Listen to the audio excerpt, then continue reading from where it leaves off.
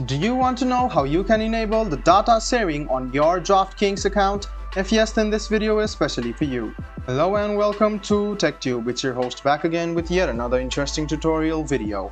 In this video, I'm going to teach you how you can enable the data sharing on your DraftKings account. So go ahead and open draftkings.co.uk and log into your account and hover around your profile and click on account information.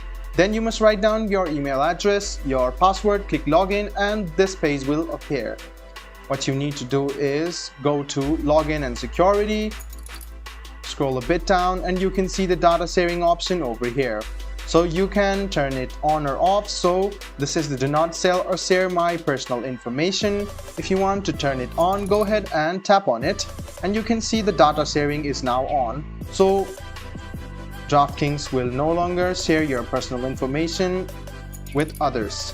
So you can turn it on and off anytime you want. All you need to do is go to your account over here and click on account information and go to login and security, scroll a bit down, and then enable this button over here. So go ahead and click on it, and then data sharing is now on.